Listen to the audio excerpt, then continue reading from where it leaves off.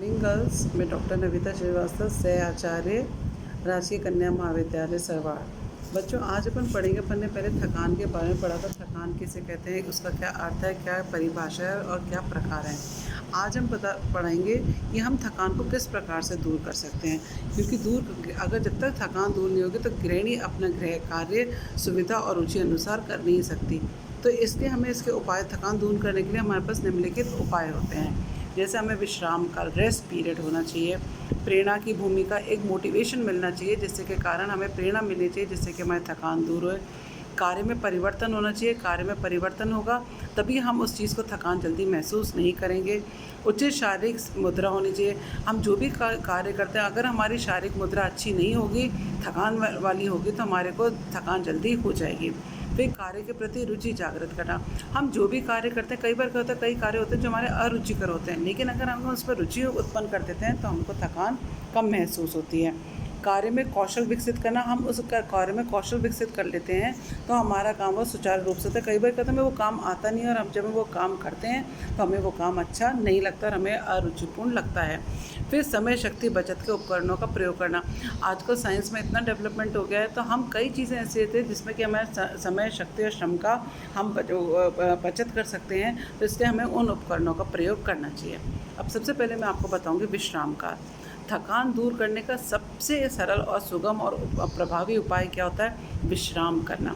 विश्राम करने से क्या होता है, हम जब भी काम करते हैं उसके अंतराल में अगर हम विश्राम करते हैं तो इससे हमारे शारीरिक और मानसिक दोनों प्रकार की थकान मिट जाती है और व्यक्ति में फिर से थकान करने की शक्ति, योग्यता और क्षमता विकसित हो जाती है। और विश्राम के बाद व्यक्ति पूरे मनोयोग से वह कार्य करता है और संपन्न करता है, परंतु हाँ, शरीर जो होता है वो पूर्ण विश्राम सोने से ही उसको मिलता है। दिन भर के काम करने से, रात्रि पहर के 8 घंटे सोने से व्यक्ति को पूरा विश्राम मिलता है। प्रातः दिन की शुरुआत ताजगी भरी जीवन से होती है और दिन भर में काम करने के उपरांत थोड़ी देर बाद विश्राम करने से उसको थकान दूर हो जाती है और जो किए जाने वाले कार्य होते हैं उनके प्रति उसमें रुचि जागृत हो जाती है। अब जैसे हम कहते हैं कि एक गृहिणी के कार्य की अवधि में कितनी बार और कितनी देर में विश्राम करना चाहिए, ये कार्य की प्रकृति पर निर्भर करता है, आदत पर निर्भर करता है, रुचि पर निर्भर करता है, परिस्थिति पर, वातावरण पर, शारीरिक और मानसिक स्थिति आदि बातों पर निर्भर करता है।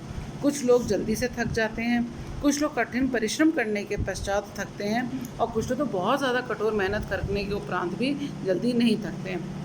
और अगर हम देखा जाए तो वास्तव में जो थकान की प्रकृति होती है वो उन भिन्न भिन्न व्यक्तियों में भिन्न भिन्न होती है और विभिन्न तरीके अपनाकर इसे दूर किया जा सकता है।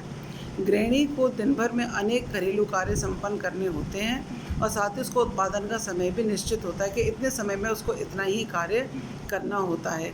तो अतः ये जानना बहुत ही मुश्किल है कि गृहिणी को कब, कितनी देर और कितना विश्राम करना चाहिए जिससे कि उसकी थकान दूर हो जाए।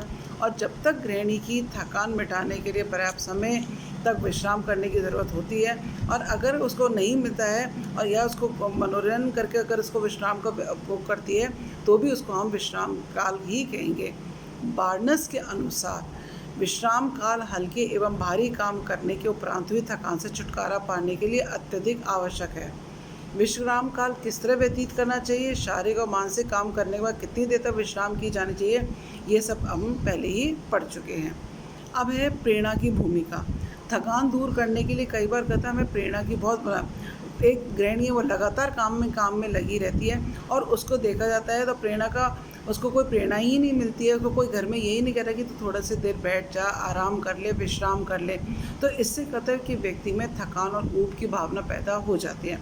तो प्रेरणा का स्तर अगर निम्न होगा तब व्यक्ति के कार्य के प्रति भी अरुचि और घृणा उत्पन्न हो जाती है और व्यक्ति काम करने को ठीक तरीके से समय पर नहीं संपन्न कर पाता और जल्दी ही थकान हो जाती है।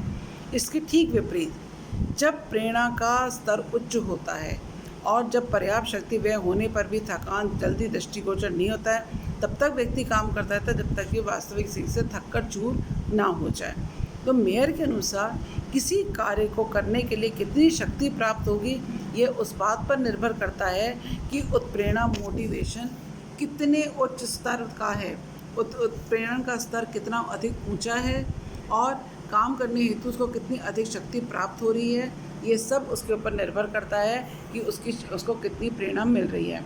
ऐसा कोई भी कार्य, लक्ष्य जीवन में नहीं है जो सरलता और सुगमता से उत्पन्न हो जाते हैं। लक्ष्यों की प्राप्ति आसानी से हो सकती है, तब व्यक्ति को कार्य के प्रति उत्साह बना रहता है और थकान जल्दी नहीं होती। इतना ही नहीं, व्यक्ति को कार्य करने में संतोष, सुख एवं आनंद की अनुभूति होती है। ऐसे लक्ष्य काम उत्प्रेरण या प्रेरणा का काम करते हैं।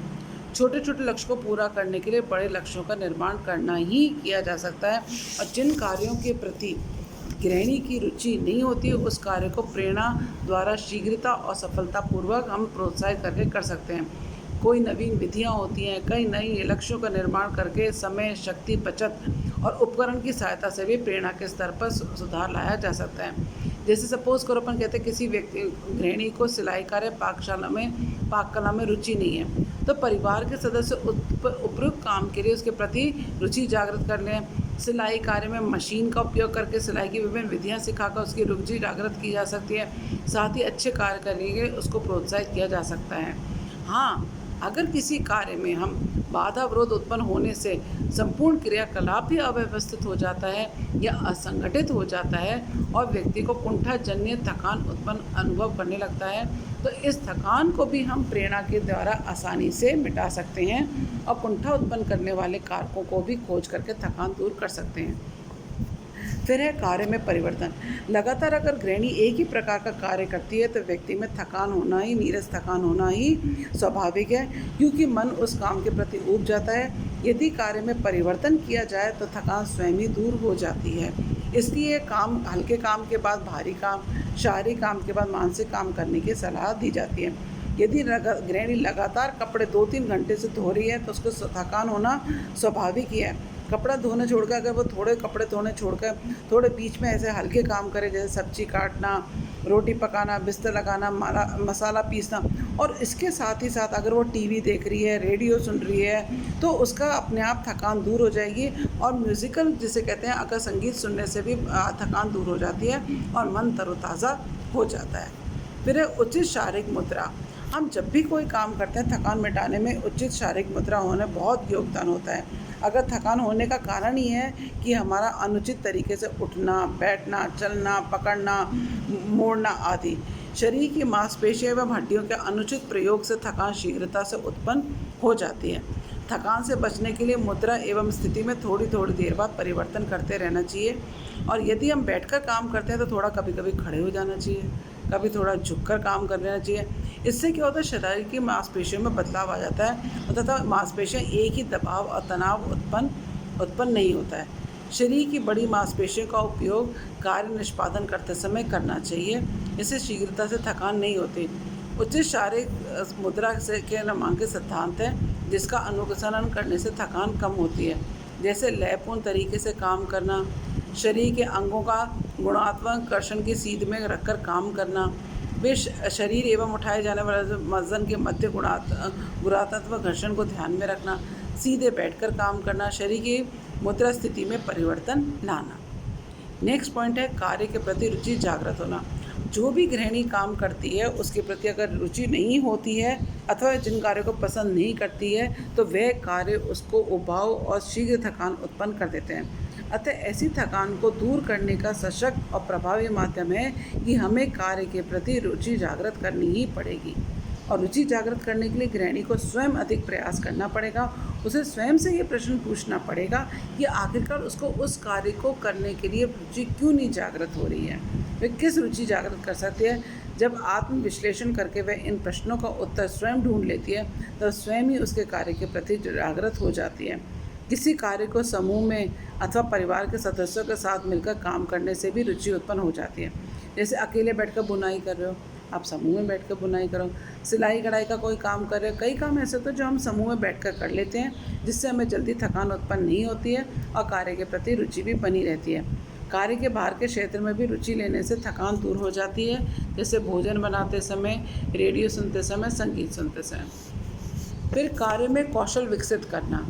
कार्य में कौशल और निपुणता विकसित करने पर थकान को हम आसानी से मिटाया जा सकता है। जब व्यक्ति को कार्य करने का सही तरीका मालूम नहीं होता अथवा लक्ष्य स्पष्ट नहीं होते हैं तथा शीघ्रता से थकान होने लगती है, तो इसलिए कार्य संपादन हेतु नवीन विधियों की खोज और कार्यप्रणाली को यथासंभव सुधार किया जाना चाहिए। कार्यकुशलता एवं निपुणता में वृद्धि की जानी चाहिए। निरंतर अभ्यास एवं कठोर परिश्रम से कार्यकुशलता में वृद्धि होती है तथा थकान उत्पन्न नहीं होती। साथ ही काम के प्रति रुचि भी जागृत होती है।